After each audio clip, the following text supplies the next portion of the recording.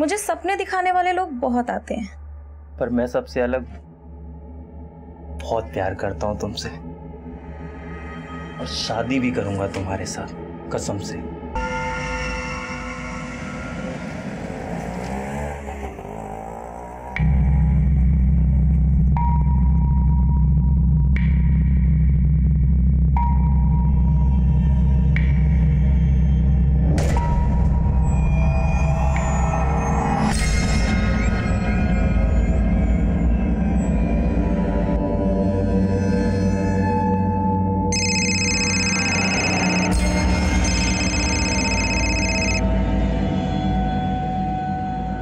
हाँ, उड़ा दिए तोता।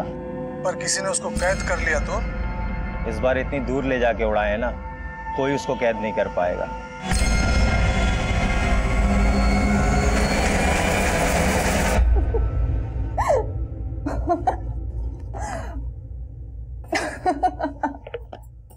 क्या हुआ दीदी, आप इतना हंस क्यों रही हो? अरे नताशा, मेरे रीडर्स भी ना कभी कभी ऐसे बेतुक के सवाल पूछते हैं कि पूछो मत।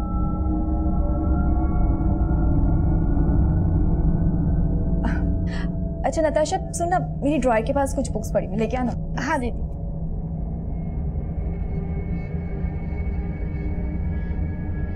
ज्योति इधर आ।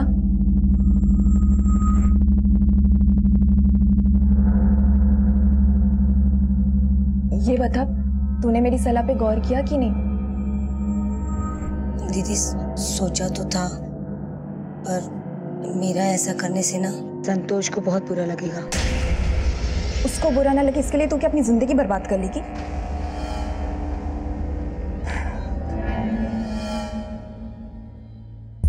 पति का पिंजरा छोड़ के उड़ना सीख ज्योति।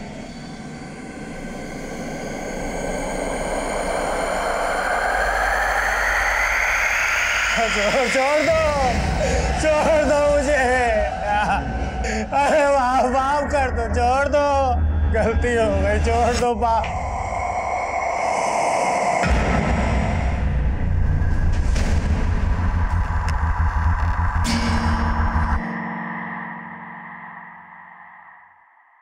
नमस्कार, आदाब। मैं inspector Adil Khan, crime petrol Dastak में आपका इस्तकबाल करता हूं।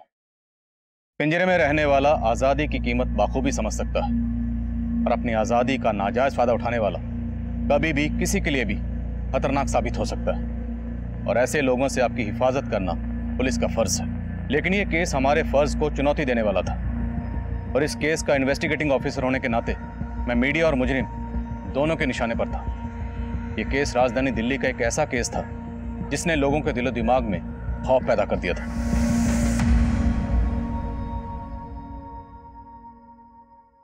ज्योति, अरे सब लगाया नहीं अभी तक? बस आप लड़के वाले आ जाएंगे तभी करेगी क्या? नताशा, जी सारी पढ़ाई बेटा आज ही करोगे? या देखो नंदिता तैयार हुई कि नहीं, जल्दी जाओ। तुम तैयार नहीं हुई अभी तक? अभी तैयार हो गए क्या फायदा पापा, लड़के वाले अभी नहीं, शाम को 5 बजे आएंगे। 5 बजे? नहीं, 11 बजे का टाइम दिया है। पर पापा आपने जिस लड़के को टाइम दिया है वो तो अब नहीं आ पाएगा, लेकिन हाँ मैंने जिस लड़के को शाम 5 बजे का टाइम दिया वो ठीक शाम के 5 बजे अपनी मम्मी के साथ यहाँ पहुंच जाएगा। नंदिता, मैंने तुमसे पहले ही कहा था तुम उस लड़के से शादी करोगी जिसे मैं पसंद करूंगा। पर पापा वो तो आ ही नहीं पाएगा, आप चाहो तो उसको फोन करके देख लो।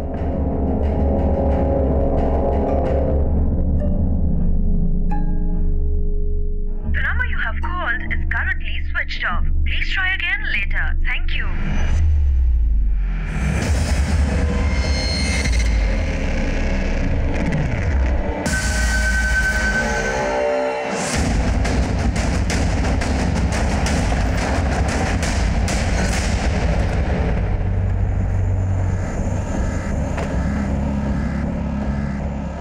आइए आदिल साहब, सुबह से ही यहाँ बहुत बदबू आ रही थी। हम लोगों ने चेक किया तो ये लाश मिली है यहाँ पे। हो सकता है कि कल रात को ही किसी ने यहाँ पे इसे डंप किया। बड़ी बात है सर। अभिषेक,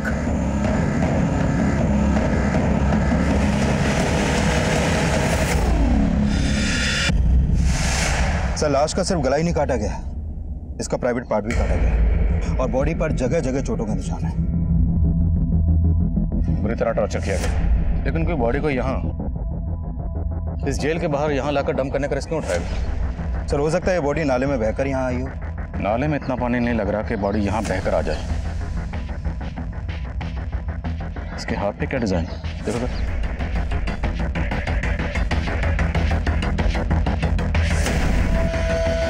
अनुराग, विकास आसपास चेक करो, शायद बॉडी का सर मिले। सर,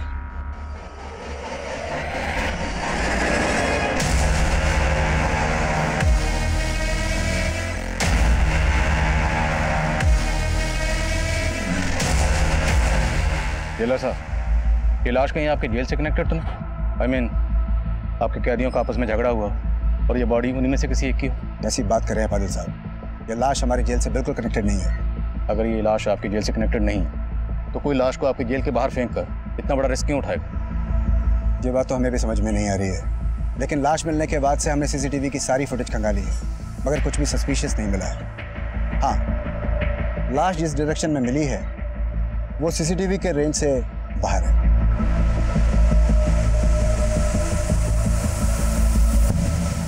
सर, आसपास सब जगह चेक किया, ना तो लाश का सर मिला और ना ही कुछ ऐसा जिससे इस लाश की पहचान हो सके। बॉडी के हाथ पे अनुराग लिखा है। आसपास के पुलिस स्टेशन में पता करो, क्या किसी ऐसे शख्स की मिसिंग कंप्लेंट दर्ज हुई है जिसके हाथ पे अनुराग लिखा हो या जिसका नाम अनुराग हो? बॉडी की पहचान होना बहुत जरूरी है, तभी पता चलेगा ये शख्स कौन है और इसका सर किसने काटा है।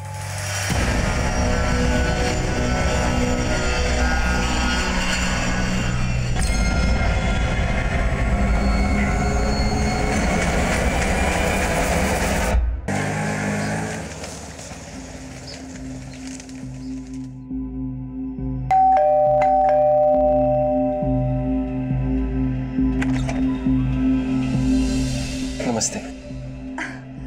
नमस्ते आंटी। पापा, ये राघव और इसकी मम्मी। आइए ना अंदर आंटी।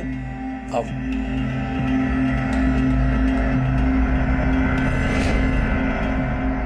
रंजीत भाई साहब, आजकल बच्चे अपना वर्क खुद ही ढूंढ लेते हैं, माँ बाप को टेंशन ही नहीं होती। वो सब तो ठीक है सुधा जी, ये बताइए आपका बेटा राघव काम क्या करता है? वो पापा, राघव अभी जॉब ढूंढ रहा है। ओह, जॉब ढूंढ रहा है। तो आपका घर तो आपका खुद का है ना? नहीं भाई साहब, हम किराए पे रहते हैं। काम करता नहीं है तो किराया और घर का खर्चा? जी, मैं वो जॉब। कहीं चोरी तो नहीं करता आपका बेटा? पापा, आप राघव कैसे इंसल्ट नहीं कर सकते? तो ऐसे लड़के से तुम्हारी शादी भी नहीं कर सकता जो कमाता ना हो। शादी के बाद तुम कमाओगी और बैठ के खाएंगे ये लोग। ये पसंद है तुम्हारी? मेरी पसंद बहुत अच्छी है पापा, और मैंने डिसाइड कर लिया कि मैं शादी सिर्फ राघव से ही करूंगी।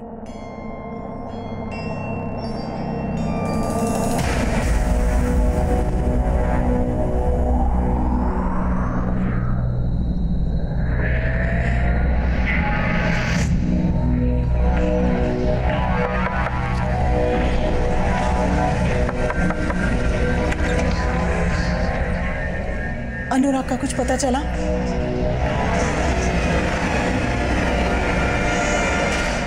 सर, ये उस लड़के की पोस्टमार्टम रिपोर्ट है जिसकी लाश हमें जेल के बाहर मिली थी।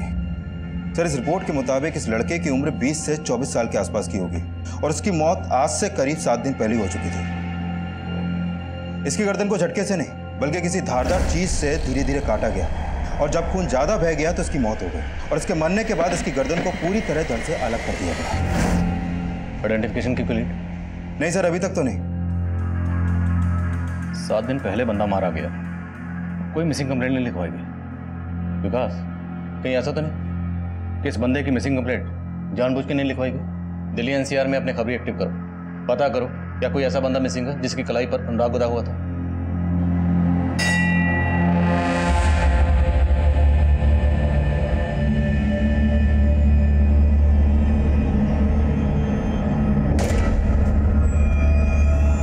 तुम्हारे घर में जो कुछ भी हुआ उससे मैं बहुत परेशान है और मैं जहां भी जॉब इंटरव्यू देता हूँ रिजेक्ट हो जाता हूँ। समझ में नहीं आ रहा क्या करूं। तुम जॉब की टेंशन मत लो राघव, जब तक तुम्हें जॉब नहीं मिलती मैं हूं ना, और वैसे भी अब मैं इतना कमा लेती हूँ कि हम अब इस रिश्ते को एक नई शुरुआत दे सकते हैं। नंदिता तुम समझ नहीं रही हो, तुम्हारे पापा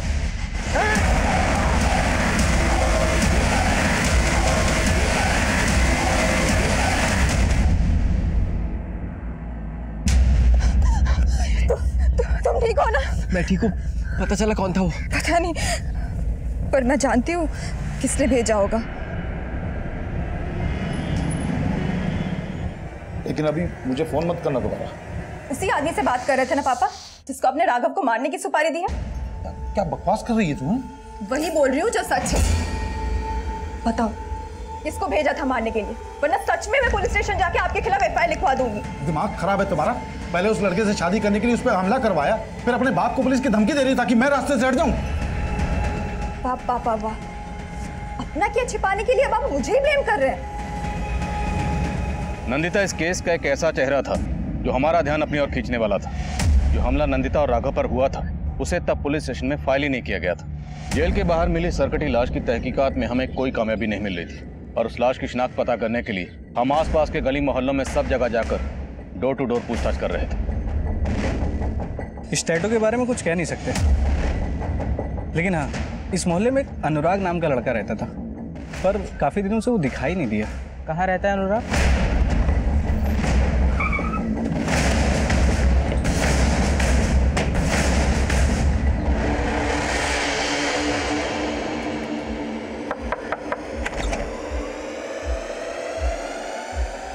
अनुराग यहीं रहता है? हाँ साहब, वो यही रहता है।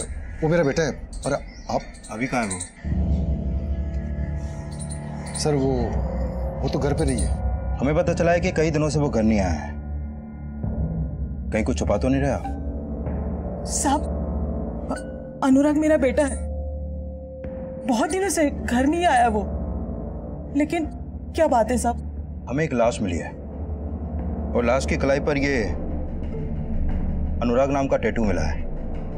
क्या आपके बेटे की कलाई पर भी कोई ऐसा टैटू था?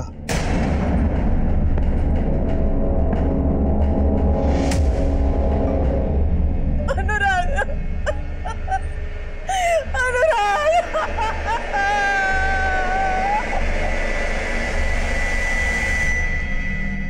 आपका बेटा अनुराग इतने दिनों से मिसिंग था, आपने मिसिंग कंप्लेंट फाइल क्यों नहीं की? दरअसल वो घर से नाराज होके गया था और हमें लगा किसी दोस्त के घर होगा। इससे पहले भी कई कई दिन वो घर नहीं आता था। किस बात से नाराज था? साहब वो अब घर में थोड़ी बहुत तू में तो होती रहती है और कोई खास बात नहीं थी साहब। आपके बेटे का कत्ल हुआ, ये तो खास बात है।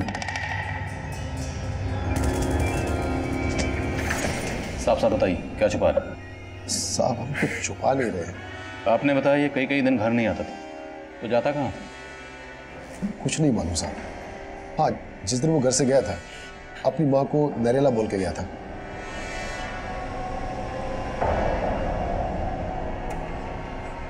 अनुराग? हाँ मम्मी। कहाँ जा रहा है? मम्मी मैं नरेला जा रहा हूँ। नरेला क्या करने जा रहा है? वहाँ पे नौकरी की बात चल रही है ना, इसलिए जा रहा हूँ। अच्छा मुझे आने में थोड़ा देर हो जाएगी, आता हूँ फिर मैं। नरेला में नौकरी की बात कहाँ चल रही थी? साहब हमें कुछ नहीं मालूम है। वो कुछ बताता ही नहीं था। वो किससे मिलता है, वो क्या करता है।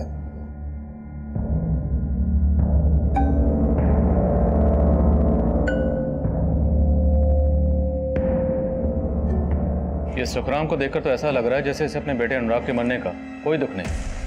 सर ये अनुराग का बाप सुखराम एक कारपेंटर है। अभी कहना जल्दी होगा, लेकिन अनुराग का सर जिस धारदार चीज से काटा गया है उस तरह के औजार ये सुखराम भी अपने काम में यूज करता होगा। लेकिन अनुराग की बॉडी को जेल के बाहर डंप किया गया और जेल के बाहर बॉडी को डंप करने का रिस्क तो बेखौफ मुजरिम उठा सकता है। इनके आस पड़ोस में पता करो कि बाप बेटे का रिश्ता कैसा था, और अनुराग के कॉल रिकॉर्ड्स में पता करो कि उसमें कोई नरेला का नंबर है या नहीं। Okay sir. संगीता, तुम्हें वाकई में लगता है कि तुम्हारे पापा मेरी जान लेने की कोशिश करेंगे? वो ऐसे ही है।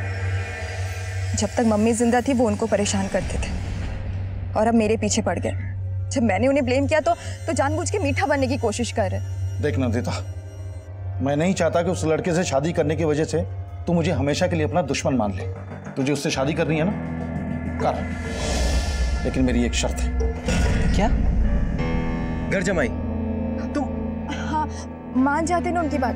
एक बार शादी हो जाए फिर हमें जो करना है हम वो करेंगे। देखो नंदिता, मैं जानता हूँ तुम मुझे खोना नहीं चाहती, लेकिन तुम्हारे पापा की शर्त से मेरी माँ को बहुत प्रॉब्लम होगी। कोई प्रॉब्लम नहीं होगी राघव, तुम उनको समझाओ और अगले ट्यूसडे को अपनी माँ को लेके आ जाओ और ये रिश्ता पक्का कर दो।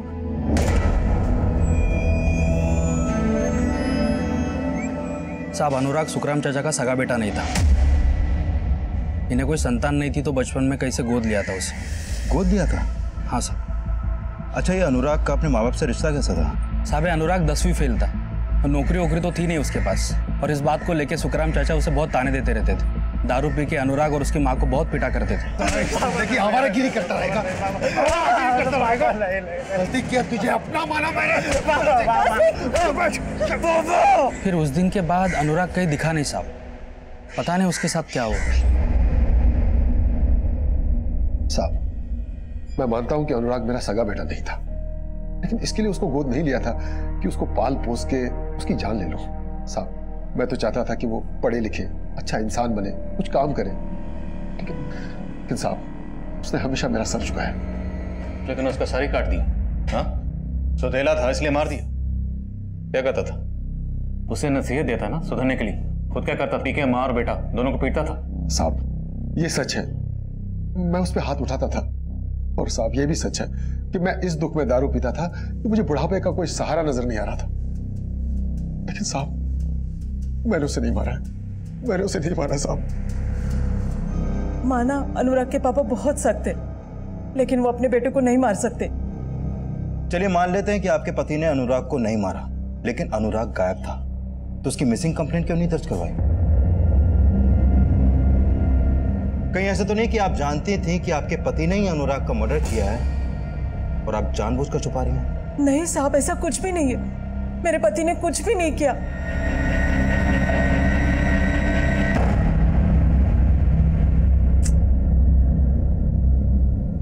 क्या हुआ? पता नहीं, राघव का फोन नहीं लग रहा है। तुमने राघव और उसकी माँ को इस मंगलवार को बुलाया था कि अगले मंगलवार को? नहीं मतलब आज बुलवाया था कि अगले हफ्ते?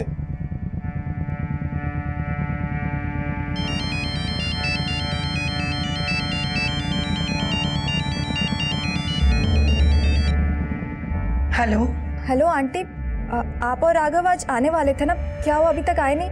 तुम क्या सोचती हो, तुम्हारे पिताजी की इतनी खरी खोटी सुनने के बाद मैं फिर से वहाँ अपनी बेइज्जती करवाने आऊँ? पर आंटी, देखो नंदिता, मैं अपने राघव की शादी ऐसे घर में करने की सोच भी नहीं सकती जिन्होंने मेरे बेटे की जान लेने की कोशिश की। पर आंटी, राघव। हेलो, अब क्या हुआ? हेलो, क्या? हाँ हाँ, ठीक है आता हूँ मैं।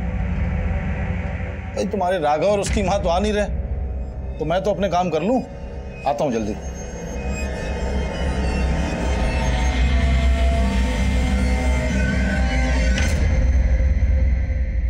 सर, हमने सुखराम के घर में छानबीन की, वहां कुछ सस्पिशियस तो नहीं मिला। ये सुखराम का एक लकड़ी काटने वाला कटर मिला है। इसे फॉरेंसिक के लिए भिजवाओ, और अनुराग के कत्ल वाले दिन सुखराम की एक्टिविटी चेक करो। सर। सर, ये अनुराग के कॉल रिकॉर्ड्स। सर, अनुराग का फोन 16 सितंबर को नरेला में ही बंद हो गया था। सर, इसके कॉल रिकॉर्ड में नरेला के एक पीसीओ का नंबर मिला है और अनुराग को लास्ट कॉल उसी पीसीओ से की गई थी। उड़ा दिए तोता।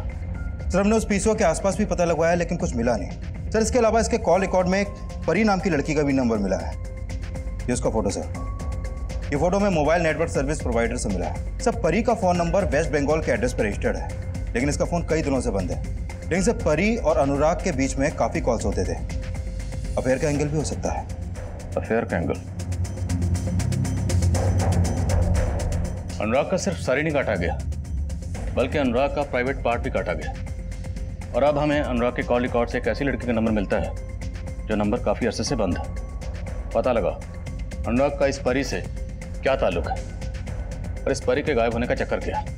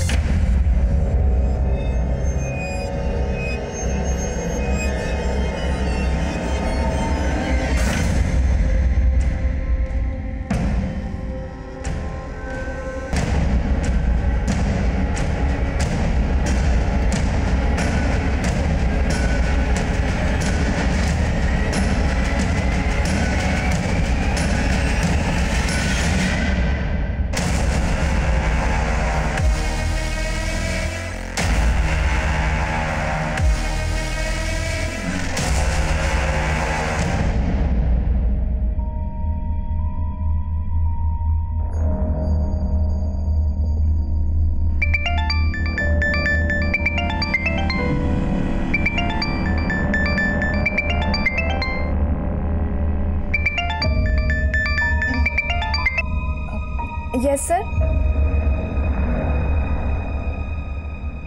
दीदी, पापा रात से घर नहीं आए हैं और तो और उनका फोन भी नहीं लग रहा है।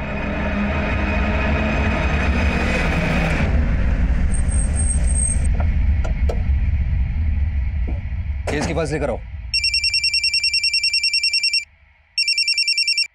हेलो,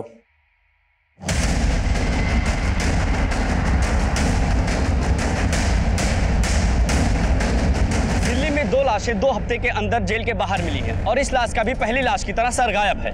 लगता है पुलिस टीम आ चुकी है। आइए हम इनसे कुछ जानकारी लेते हैं। सर कुछ तो बताइए। जैसा कि आपने अभी देखा, पुलिस टीम आ चुकी है। सर, इस आदमी का मर्डर भी सेम मोडस ऑपरेंडी से किया गया है, लेकिन इस बार लाश नाले के बजाय जेल के एकदम नजदीक फेंकी गई है और इस बार सर काट के गले पर मटका रखा गया है। बॉडी पर सर की जगह ये मटका, मटके पे स्माइली। आखिर मुझे साबित क्या करना चाहता है? सर, बॉडी पर बंधे कपड़े से इस बार ये लेटर भी मिला है। बोलो सर।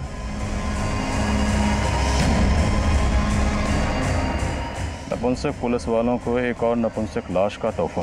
देख रहे हो लाश कहाँ मिली?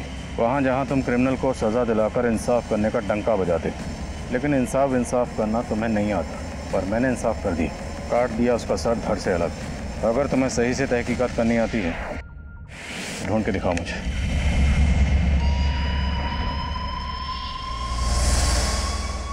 जेलर साहब, आपकी जेल के बाहर एक के बाद एक 2 लाशें फेंकी गई हैं। आखिर चक्कर क्या है? चक्कर क्या है ये तो आपको पता करना है आदिल साहब। जवाबदेही आपकी बनती है जेलर साहब। लाशें आपकी जेल के बाहर मिल रही, मतलब साफ है जो भी यहाँ लाशें फेंक रहा है उसे पता है कि लाशें फेंककर आराम से यहाँ से जा सकते हैं। उसे आपकी सिक्योरिटी या स्टाफ की कोई परवाह नहीं। आप हमें ब्लेम कर रहे हैं? सर, हम अपना काम कर रहे हैं। आपने अभी कहा यहाँ पर लाशें कौन फेंक रहा है ये पता लगाना हमारा काम है और हम वो पता लगा कर रहेंगे।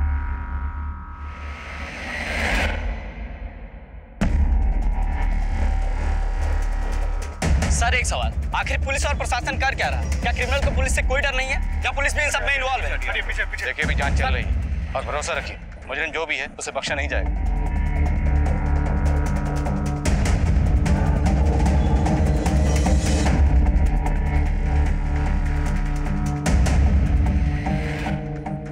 क्या रे परी, तू तो बिल्कुल अपने नाम के जैसे नखरे कर रही है। मुझे तो उससे कोई बात नहीं करनी है, तू जा यहाँ से। जा किधर? अरे चल, मैं तुझे साथ लेने आया हूँ। आइंदा अगर मुझे हाथ लगाया या मेरा रास्ता रोकने की कोशिश की ना, काट के रख दूंगी तुझे, समझा? तूने मुझे क्या नल्ला समझ के रखा है क्या कि तू काट के रख देगी और मैं देखता रहूंगा?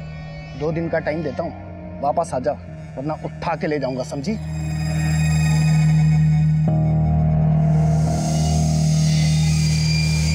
सर, परी के कॉल रिकॉर्ड में मैंने नोटिस किया कि परी का फोन अक्सर दिल्ली के रेड लाइट एरिया में एक्टिव रहता था। Red light area? तो हो सकता है ये परी प्रोस्टिट्यूट हो। इस परी का जिस भी एरिया में नंबर एक्टिव रहता था वहां अपने खबरों को काम पे लगाओ। लेकिन एक बात है सर, अनुराग की तरह दूसरे आदमी का भी प्राइवेट पार्ट काटा गया था। अगर परी वाकई में प्रोस्टिट्यूट है तो एक प्रोस्टिट्यूट ऐसा किस मकसद से करेगी? अभी तक हम यही मान रहे हैं कि अनुराग और परी का आपस में अफेयर रहा होगा, लेकिन अब हमें जो दूसरी लाश मिली है उसका भी प्राइवेट पार्ट काटा गया। तो हो सकता है इन दोनों मर्डर्स के पीछे किसी ऐसी औरत का हाथ हो जो मर्दों से नफरत करती है, या फिर इन दोनों मर्दों से। दिल्ली में जितनी भी ऐसी इंस्टीट्यूटेड औरतें हैं जो इस तरह का कांड कर सकती हैं, सबकी लिस्टिंग करो। सर, एक नंदिता नाम की लड़की आई है, वो बता रही है कि उसके फादर कल रात से मिसिंग है।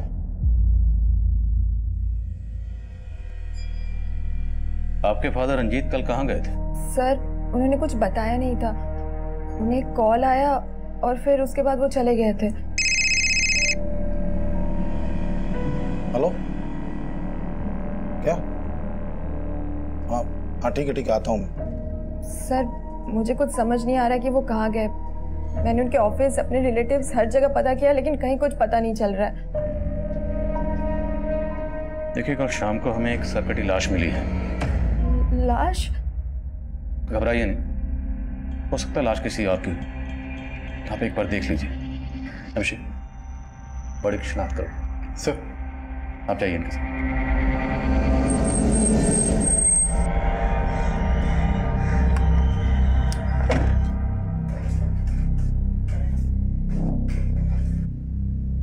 एक्सक्यूज मी, जी इंस्पेक्टर आदिल खान से मिलना मुझे।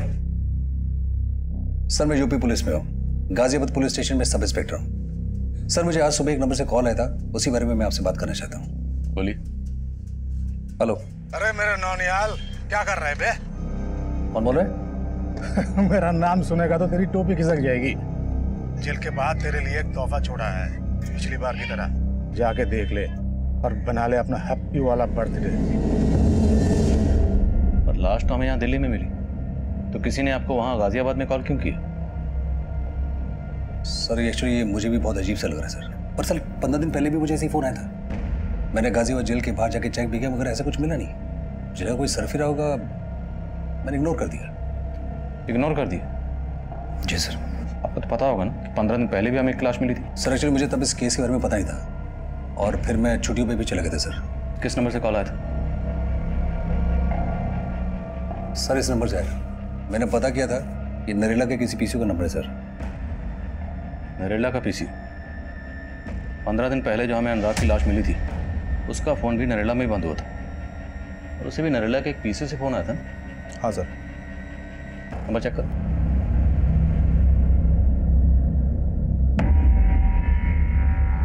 नहीं सर, वो नंबर नहीं है। तुरंत नरेला जाओ और पीसी वाले से बात करो और देखो वहाँ कोई सीसीटीवी है या नहीं। Okay sir.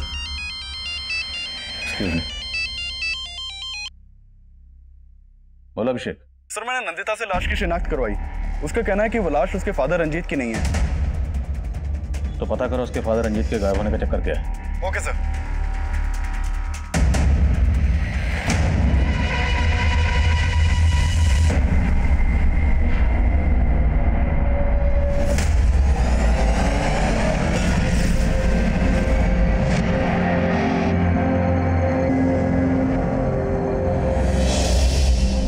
नंदिता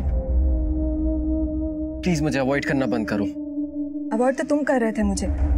कल रात से तुमने अपना फोन बंद कर रखा है। तो क्या करता मैं अपनी माँ को समझा नहीं पा रहा हूँ। मुझे समझ में नहीं आ रहा मैं तुम्हें कैसे फेस करूँ। पर अभी मेरा मूड नहीं है तुमसे बात करने का, प्लीज।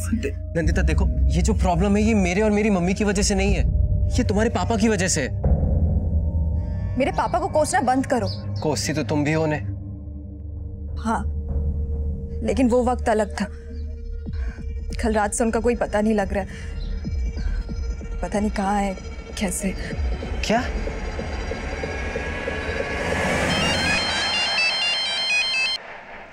हाँ विकास। सर नरेला के एसपीसीओ के आसपास कोई भी सीसीटीवी नहीं है, और कोई ऐसा क्लू भी नहीं मिला जिससे पता चले कि वो आदमी कौन था जिसने निहाल सिंह को कॉल किया था। देखो इस निहाल सिंह के फोन में नरेला का पीसी का नंबर जरूर है, और हो सकता है निहाल सिंह को छुपा रहा। लेकिन सर ऐसा क्या छुपा सकता है? देखो बंदे ने खुद कहा कि ऐसा ही कॉल उसे तकरीबन 15 दिन पहले भी आया था। अब वो हमारे पास नहीं आया। दोबारा कॉल आया तब भी चुप बैठा रहा, लेकिन टीवी में न्यूज़ देखने के बाद फौरन चला आया। कहीं इस निहाल सिंह का और जेलर साहब का आपस में कोई कनेक्शन तो नहीं? क्योंकि जेलर साहब को इतना अंदाजा तो हो गया होगा कि हम उन पर नजर रखे हुए हैं। तो क्या जेलर साहब ने इस निहाल सिंह को हमारा ध्यान भटकाने के लिए हमारे पास भेजा? मीडिया लगातार हम पर प्रेशर बढ़ा रही थी, इसलिए हम इस केस की चौतरफा तफ्तीश में जुटे हुए थे। जेलर अतुल मिश्रा और गाजियाबाद के सब इंस्पेक्टर निहाल सिंह की सांठगांठ के अलावा हम अनुराग की नरेला जाने की वजह भी पता कर रहे थे। और वहीं दूसरी तरफ हमारी टीम हाल ही में सामने आए रंजीत मिसिंग केस की तहकीकात भी कर रही थी। रंजीत मिसिंग केस कई गहरे राज खोलने वाला था, और परी के गायब होने का राज पता करने के लिए हमारे खबरी उस रेड लाइट एरिया को स्कैन कर रहे थे जहां परी का फोन अक्सर एक्टिव रहता था। ये परी इसी एरिया की है। एक हीरू नाम का दलाल है, ये उसके लिए काम करती थी। ये हीरू मिलेगा कहाँ?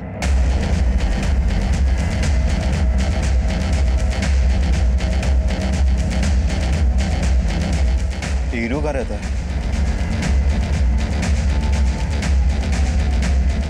साहब आप इधर कैसे?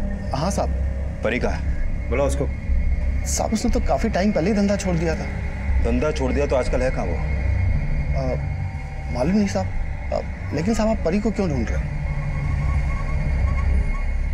ये अनुराग है, परी को बहुत कॉल करता था। ये जानता है इसको? साहब ये तो परी का रेगुलर कस्टमर था।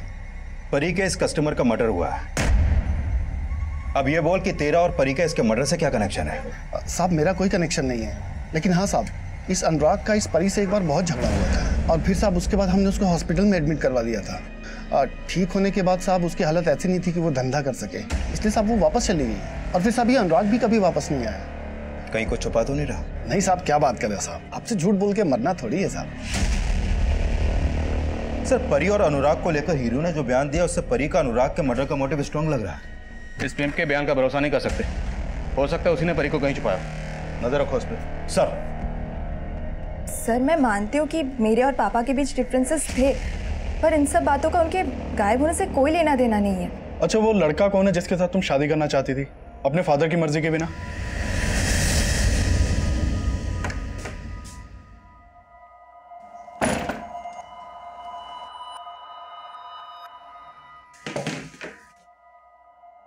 कहाँ गया था?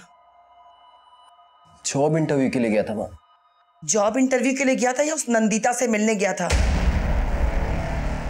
आपको अचानक से नंदिता से इतनी प्रॉब्लम क्यों हो गई है? उसके पापा ने आपका अपमान किया था, वो तो हमेशा आपकी इज्जत करती है। उस लड़की के तेवर मैंने उस दिन ही पढ़ लिए थे। अगर तू उससे शादी करेगा ना तो वो तुझे भी दबा के रखेगी और मुझे भी। उसके पिताजी तो बहुत ही अभिमानी इंसान हैं। जानता हूं, और वैसे भी वो तो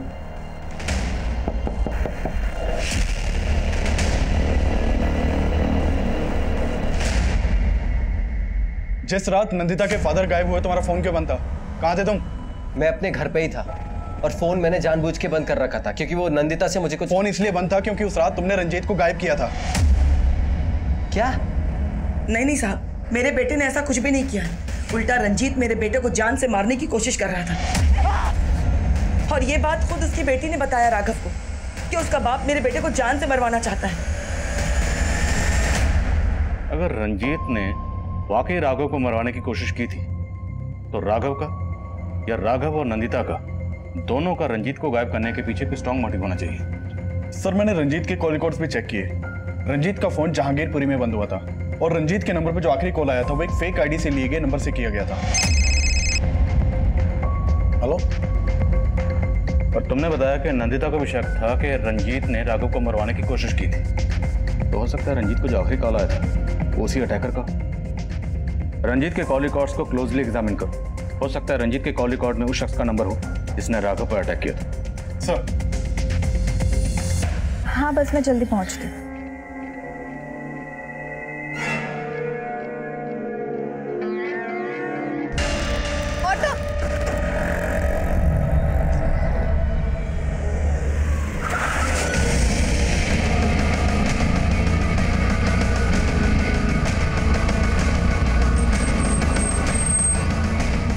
सर, जिस दिन अनुराग का मर्डर हुआ था इस आदमी ने उसे यहाँ देखा था।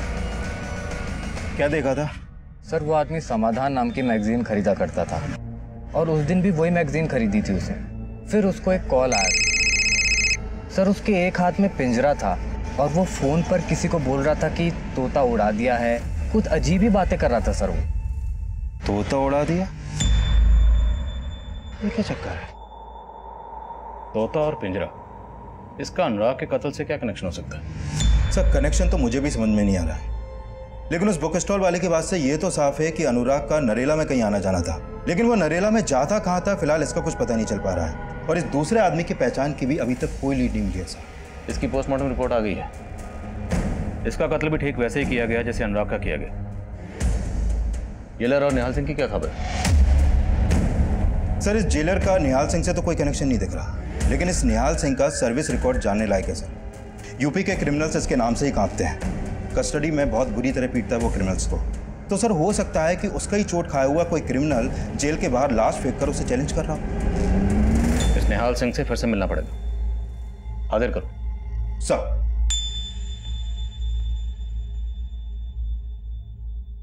एक रोटी देना।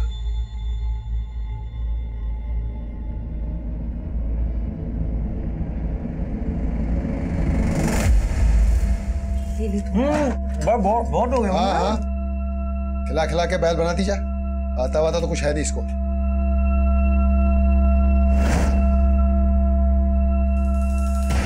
सोच क्या रही है? चपाती देना। ये क्या तरीका है? जानवर समझ रखा है? जानवर तो आपने समझ रखा था हमें। वो बेचारा तो जानवर से भी बुरी मौत मरा। अपना खून नहीं था वो। पता नहीं किसकी औलाद थी। सर, उस कॉलर के बारे में आपको मैंने बताया और आप मुझ पे शक कर रहे हैं। आप मुझे क्रॉस क्वेश्चन कर रहे हैं सर। तुम्हारा सर्विस रिकॉर्ड चेक किया हमने। 1 साल पहले तक तुम गोरखपुर में पोस्टेड थे और तुम्हारी कस्टडी में एक कस्टोडियल डेथ हुई थी। इस डेथ को तुमने इनकाउंटर बनाने की कोशिश की थी। मीडिया ने काफ़ी उछाला था तुम्हारे केस को। सर, मीडिया तो आपका केस भी काफ़ी उछाल रही है। मीडिया के कहने पर आप मुझसे सवाल नहीं पूछ सकते। हम तुमसे सवाल मीडिया के कहने पर नहीं, अदालत की इजाज़त से कर रहे हैं। अब ये बताओ कि जेल के बाहर जो लाशें मिल रही हैं उससे तुम्हारा क्या कनेक्शन है? और आपको क्या लग रहा है कि मैं डर जाऊंगा और खुद ये मानने लग जाऊंगा कि उस नरेला के पीछे से मैंने खुद को फोन कराया? नहीं सर, मैं अभी भी ये कहूँगा ऐसा कुछ भी नहीं है। आप मेरी वर्दी उतरवाने की कोशिश मत कीजिए आदिल सर। आप अपनी वर्दी संभालिए। 2 लाशें मिले आपके इस इलाके में और इससे पहले कि तीसरी लाश मिले आप जाके मीडिया को हैंडल करिए। मुझसे सवाल पूछ कर टाइम वेस्ट मत करिए।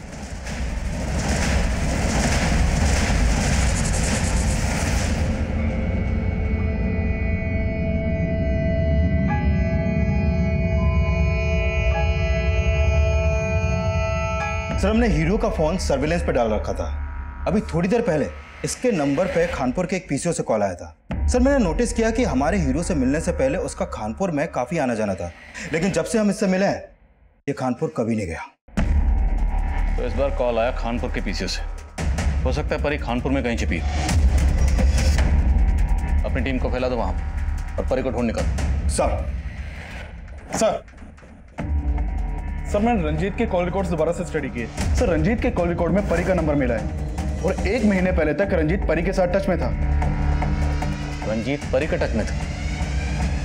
परी की तरह रंजीत भी गायब है। जेल के बाहर हमें जो लाशें मिल रही हैं, रंजीत का पक्का इनसे कोई कनेक्शन है? सर, इन दोनों केसेस में और एक कनेक्शन है।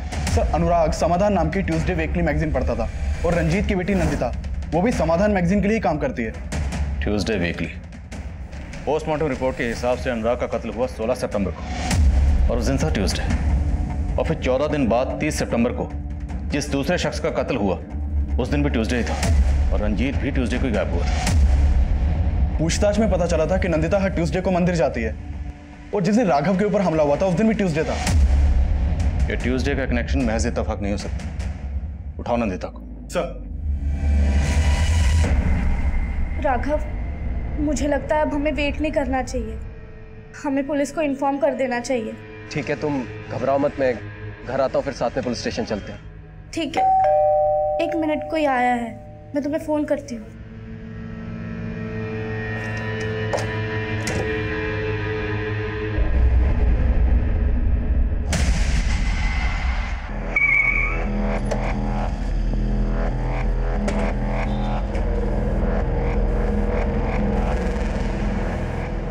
इस लड़की ने तुम्हारे पीसीओ से कॉल किया था? साहब, एक लड़की तो आई थी बुरखे में।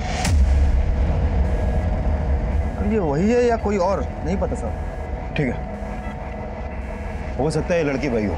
यहाँ आसपास के एरिया में सबसे पूछताछ करो, शायद किसी ने इसे देखा हो। सब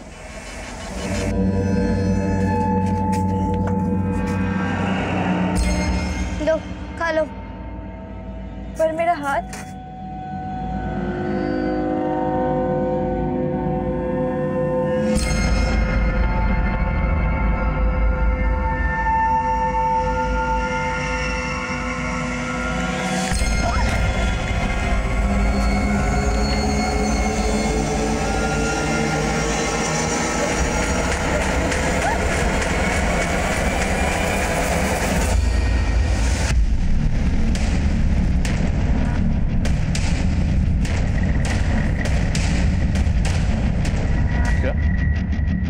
नंदिता भी गायब है?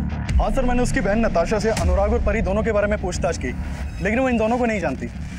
लेकिन इस परी से रंजीत टच में था, तो क्या पता नंदिता परी और अनुराग दोनों को जानती है।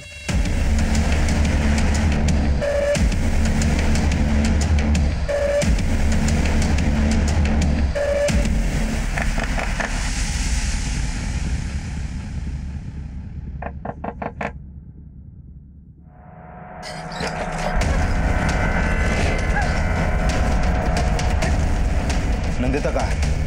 कौन नंदिता? लेके चलो अच्छा।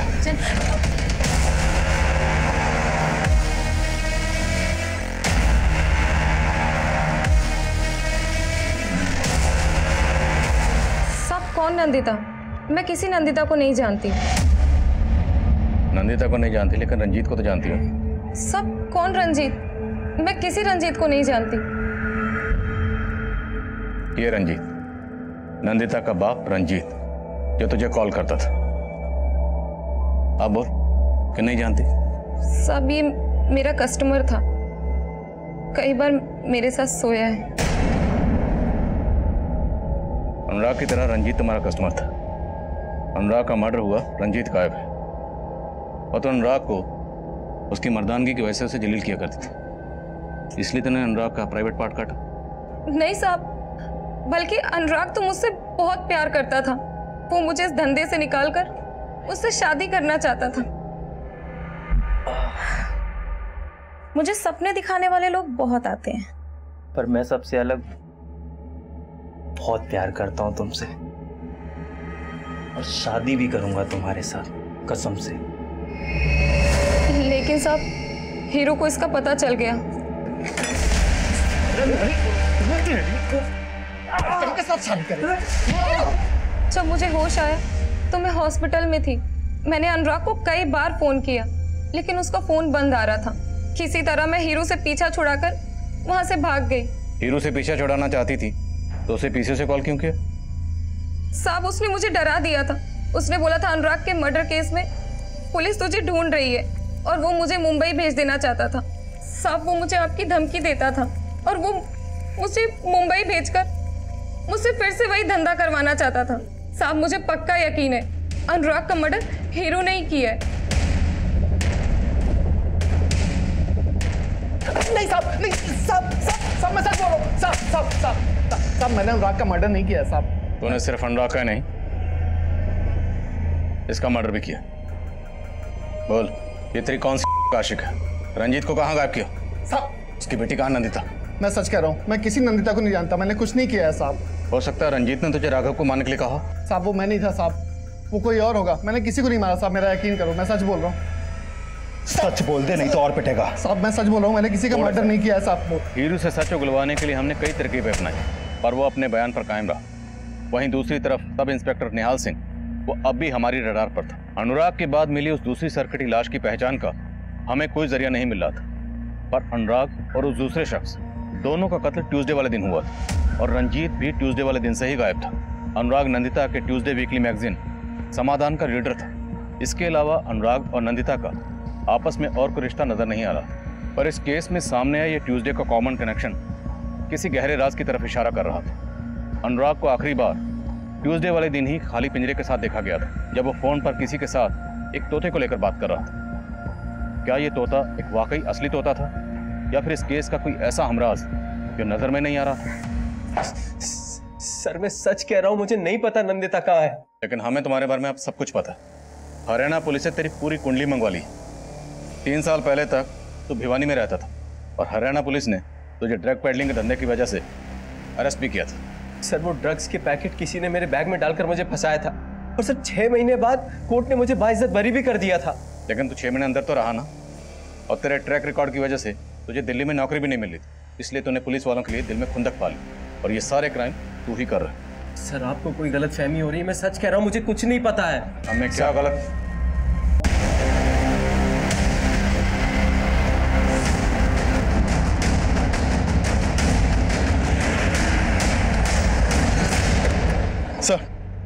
सर इस तरफ।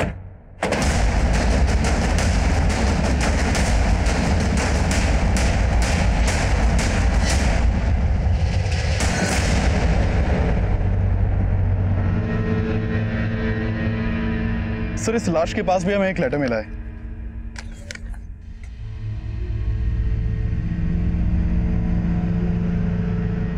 वही सब लिखा जो उस लेटर में लिखा था। सर, इस लड़की को भी सेम उसी तरह मारा गया जैसे अनुराग और वो दूसरी लाश मिली थी। उनका प्राइवेट पार्ट काटा गया था, और इस लड़की को भी सेक्सुअली अब्यूज किया गया। लेकिन इस बार निहाल को फोन नहीं किया गया। सर, क्या पता निहाल के 2 फोन कॉल्स की कहानी झूठी हो। अभी तक हम यही अज्यूम कर रहे हैं कि उन दोनों मर्डर्स के पीछे किसी लड़की का हाथ हो सकता है, पर यहाँ एक लड़की की लाश मिली और नंदिता गायब। कहीं ऐसा तो नहीं कि नंदिता कातिल का कोई राज जानती थी और उसने नंदिता की बहन को बुलाकर इसकी बड़ी शिनाख्त करो। सर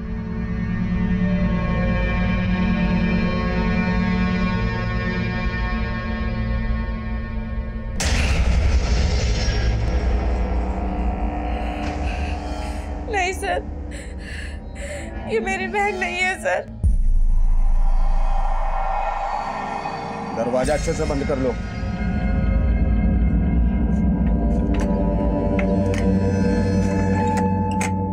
हमसे भागेगी?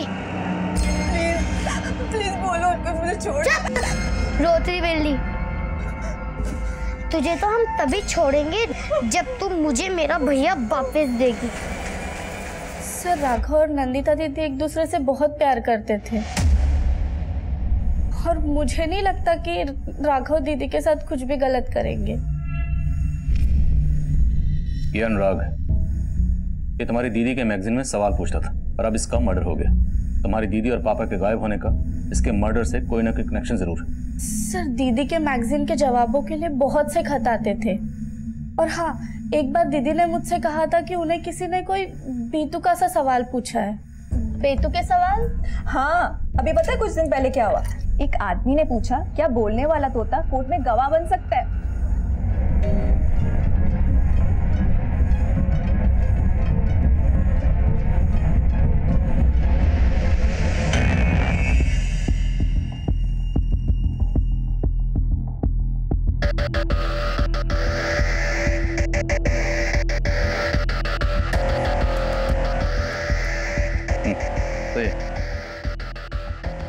सर, अनुराग के मर्डर से एक हफ्ते पहले एक विनय नाम के आदमी ने समाधान मैगजीन में एक सवाल पूछा था कि तोता कोर्ट में गवाह बन सकता का लेटर पोस्ट किया था, वहां से कोई लीड नहीं मिला और उसका एड्रेस भी फेक है। अनुराग भी फोन पर आखिरी बार किसी तोते की बात कर रहा है और जिसने सवाल पूछा विनय, लगता है उसे किसी तोते की गवाही का डर। अब सवाल यह है कि ये तोता असली है या कहानी कुछ और? कुछ पल्ले नहीं पड़ रहा सर। एक के बाद एक इस तरह से पुलिस को चैलेंज करने वाला कोई क्रिमिनल भला किसी भी तोते से क्यों डरेगा? सर, मुझे तो ये सवाल भेजने वाला कोई साइको ही लग रहा है। हो सकता है साइको वही हो जो हमें चैलेंज कर रहा है। हेलो। एक के बाद एक हमें 4 कटे हुए सर मिले थे। अब मीडिया ने इस केस की रिपोर्टिंग में तूफान मचा रखा था। हम बहुत प्रेशर में थे और सबसे बड़ा प्रेशर था अनुराग के अलावा बाकी बची विक्टिम्स की पहचान पता करना। हमें जल्दी एक धड़ और मिला। हमने रंजीत की बेटी नताशा से उस बॉडी की शिनाख्त करवाई। वो बॉडी रंजीत की थी, पर रंजीत और अनुराग के अलावा एक मेल और एक फीमेल का कत्ल हुआ और दूसरी तरफ नंदिता अभी भी गायब थी और काफी कोशिशों के बावजूद हमें नंदिता का कोई सुराग नहीं मिला। और तब हमें यही लग रहा था कि शायद क्रिमिनल का अगला टारगेट नंदिता हो। सर, ये दूसरी लाश जो जेल के बाहर मिली थी, इसकी शिनाख्त हो गई है। इसका नाम मुकेश है सर। नेटिव प्लेस बिहार का है, लेकिन दिल्ली में इंद्रलोक में अकेला रहता था और टैक्सी चलाता था। सर, इस मुकेश की बीवी बिहार में रहती है। कई दिनों से उसका पति से कोई कांटेक्ट नहीं हो पा रहा था, इसलिए उसने बिहार पुलिस में इसकी मिसिंग कंप्लेंट दर्ज करवाई और फिर इंद्रलोक पुलिस ने भी इसकी इंक्वायरी की थी, लेकिन उन्हें कुछ मिला नहीं और फिर अभी इसकी बीवी ने इसकी शिनाख्त की है। ये रंजीत, अनुराग और अब ये मुकेश, ये सब के सब कत्ल ट्यूसडे को हुए। इन सब में ये ट्यूसडे कनेक्शन कॉमन है और एक कनेक्शन कॉमन है, ये सब लोग बिहार के रहने वाले। ये सब बिहार से दिल्ली आए थे। आप कहना चाहते हैं वो साइको किलर दिल्ली में रहने वाले बिहार के लोगों को ही ट्यूसडे वाले दिन मार रहा है? ये काम पक्का किसी साइको किलर का ही है, और ऐसा साइको किलर जो बिहार के लोगों से नफरत करता है। इसलिए हो सकता है उसका अगला टारगेट नंदिता हो, क्योंकि नंदिता भी बिहार की रहने वाली है।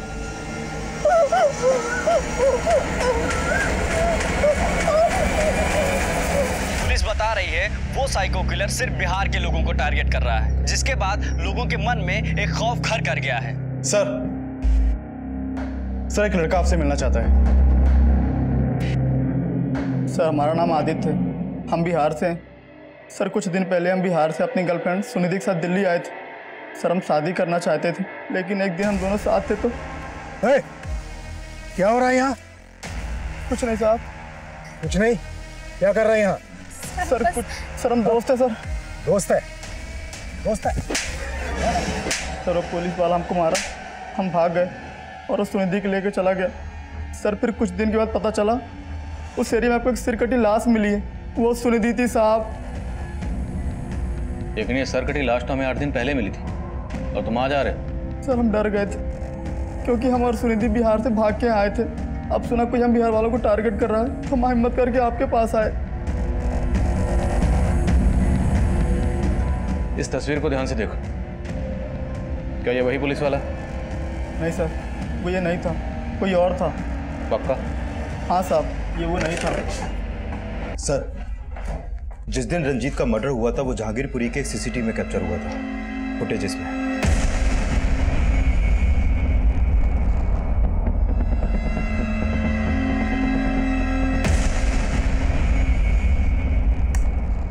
सर ये टैक्सी एक हरीश नाम के आदमी की है जो सीलमपुर के एड्रेस पर रजिस्टर्ड है। नहीं साहब, साहब नहीं, मैंने किसी को नहीं मारा साहब। साहब मैंने कुछ नहीं किया साहब, मैंने कुछ नहीं किया। सच बोल रहा हूँ साहब, मैंने कुछ नहीं किया। 30 सितंबर को तुमने इस आदमी को अपनी टैक्सी में बिठाया था। इस आदमी का मर्डर हो चुका है, सिर्फ इसका ही नहीं, और भी कई मर्डर हुए, और वो सब मंगलवार को। मंगलवार को?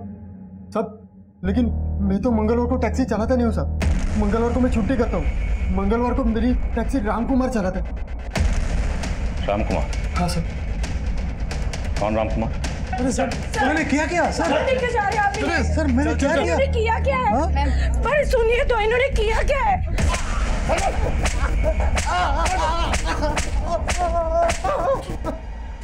सर बहुत तोड़ा, लेकिन एक ही बात बार बार बोल रहा है। साहब मैंने कुछ नहीं किया। उस रोज उस आदमी को दीपाली चौक के बहुत छोड़ दिया था। लेकिन जब तक सच नहीं बोलेगा ना, हम तुझे छोड़ने वाले नहीं।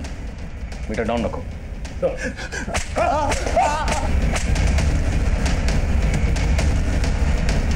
सर, हम सभी विक्टिम से जुड़े लोगों के बारे में पता कर रहे थे तो पता चला कि नंदिता के घर में काम करने वाली मेड का पति अपनी बड़ी बेटी के साथ कई दिनों से गायब है।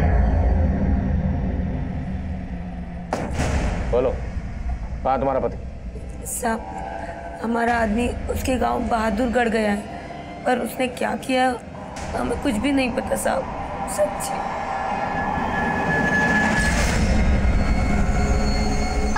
सिंह बच्चे पकड़ो, पकड़ो इसे, संभालो, लेके आओ बच्ची को। अरे साहब साहब साहब साहब साहब मत मारो साहब, हमने कुछ नहीं किया साहब, सच मत। अरे साहब साहब मर जाएंगे साहब। देख, सच बोलेगा ना तो बच जाएगा। बोल। साहब मैंने कुछ नहीं किया साहब, मैंने तो सिर्फ नंदिता को उठाया था साहब, क्योंकि उसने मेरी बीवी को बांझ बना दिया साहब। साहब मेरी 5 बेटियां हैं। मेरा आदमी संतोष बेटे की चाहत में हर साल मुझे पेट से कर देता था, इसलिए नंदिता दीदी ने कहा था कि इतने बच्चे पैदा करेगी तो जीते जी मर जाएगी तू ज्योति। क्या करूं दीदी, मैं भी बहुत परेशान हूँ, पर आदमी सुनता ही नहीं है। उसकी तो बस एक ही रटे, उसे बेटा चाहिए। तो करवा ले, तब अकल आएगी उसको।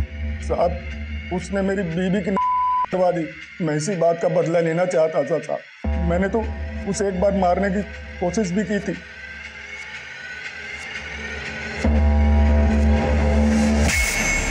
और साहब उस लड़के ने उसे बचा लिया। फिर हमने सोचा कि इसको मारने से कोई फायदा नहीं है, इसको उठाकर इसी से अपना बेटा पैदा करवाएंगे, और उसको लेके हम बहादुरगढ़ चले गए अपनी बेटी के साथ। साहब हम सच बोल रहे हैं और हमने कुछ नहीं किया साहब। अरे साहब मर जाएंगे साहब, साहब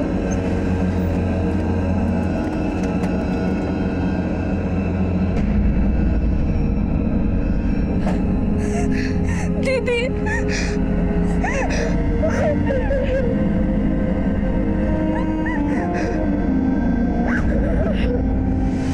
संतोष से बहुत सख्ती से पूछताछ की है, लेकिन कुछ उगल नहीं रहा है।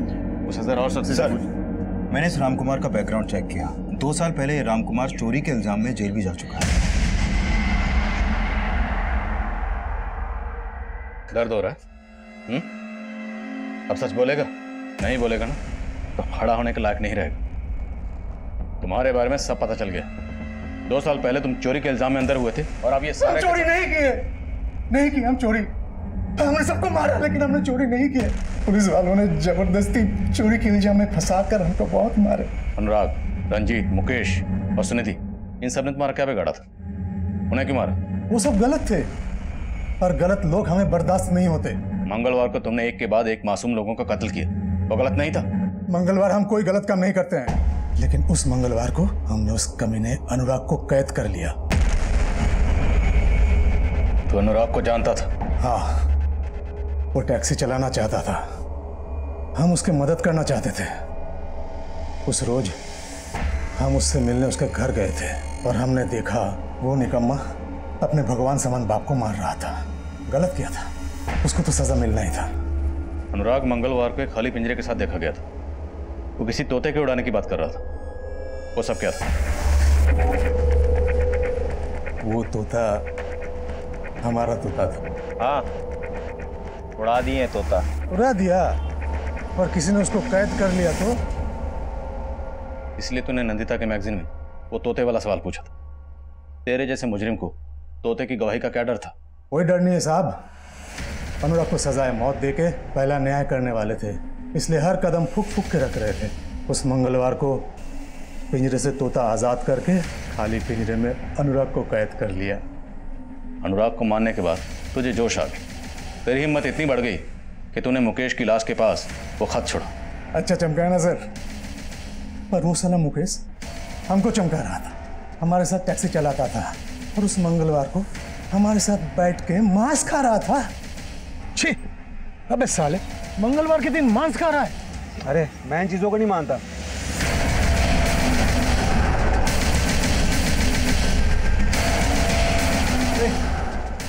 छोड़ दो मुझे, जाने दो मुझे, छोड़ दो मुझे। चुप साला मांसाहारी, अब तेरा मांस निकालेंगे हम। अनुराग और मुकेश की तरह रंजीत और सुनिधि को भी जानता था? अरे नहीं सर, उस निर्लज लड़की को हम नाम से नहीं जानते थे, लेकिन हरकत से पहचान लिए। उस लड़की को उस लड़के के साथ देखकर हम अपने आपा खो बैठे। हमारी तपस्या भंग कर दी उस लड़की ने। हम इतने पागल हो गए कि उस लड़की के साथ, लेकिन उसको जिंदा भी तो नहीं छोड़ सकते थे ना, इसलिए उस लड़की का गर्दन भी उड़ा दिया। वो साला रंजीत बाबू को मार के हमने सही न्याय दिया। वो साला हमसे झूठ बोल रहा था। अरे नंदिता, कितनी बार कहा है वो लड़का तुम्हारे लायक नहीं है। अरे भाई साहब, क्या प्रॉब्लम है? अरे मेरी प्रॉब्लम है ना, तू गाड़ी चला, तेरे को क्या लेना देना? हम तो सबके मददगार हैं, बताइए तो सही, शायद हम आपके कोनो काम आ जाए। सर, वो रंजीत ने बोला कि राघव नाम का एक लड़का उसकी बेटी के पीछे पड़ा है। हमने बोल दिया कि हम राघव से उसकी बेटी का पीछा छुड़वा देंगे। फिर एक दिन राघव को जानने हम पहुंच गए। हमने देखा वो तो सच्चे प्रेमी थे। हम भाग गए। वो साला रंजीत हमसे झूठ बोला। उसको तो सजा मिलना ही है। उसको टैक्सी में बिठा के अपना बूचड़खाना में ले गए। वहां भी बर्बर कर रहा था। तो पुलिस की वर्दी क्यों पहनता था? हम न्याय करते थे, इसलिए न्याय की वर्दी पहनते थे। अनुराग की मौत के बाद तो हर लाश के पास खत छोड़कर हमें चैलेंज कर रहा था, तो सब इंस्पेक्टर निहाल सिंह को फोन क्यों किया? हिम्मत ही तो हमें फोन करता, उसे फोन क्यों किया? उन्हें चुनौती भरे खत का असर बढ़ाने के लिए नेट में सर्च मारा, निकाल लिए सब इंस्पेक्टर निहाल सिंह का नंबर। हेलो। अरे मेरे नौ निहाल, क्या कर रहा है बे? कौन बोल रहे? उसको सुना के बड़ा मजा आया। लगा तुम जैसे पुलिस वालों से बदला ले लिया, क्योंकि तुम जैसे पुलिस वालों की वजह से हम 6 महीना जेल के अंदर रहे, अपने बीवी बच्चों से दूर, ऐसे गुनाह के लिए जो हमने किया ही नहीं। और अब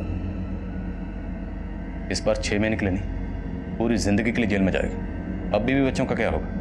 बदला लेते वक्त सोचा था? नहीं सोचा ना, अब सोचना, जिंदगी भर जेल में बैठकर।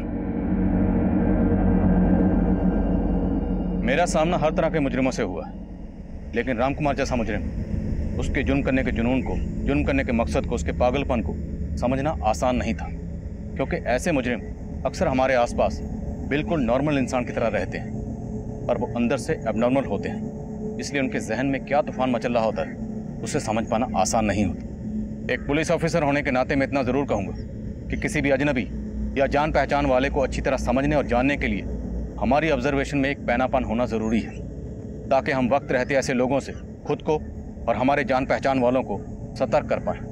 और यही नहीं, अगर आपको किसी के एबनॉर्मल बिहेवियर में जुर्म की कोई दस्तक महसूस हो तो फ़ौरन इसकी इत्तला नज़दीकी पुलिस स्टेशन में दें। अब मैं आदिल खान आपसे इजाज़त लेता हूँ। आपसे फिर मुलाकात होगी एक और नए केस के साथ। तब तक देखते रहिए क्राइम पेट्रोल दस्तक। मकसद बताना नहीं,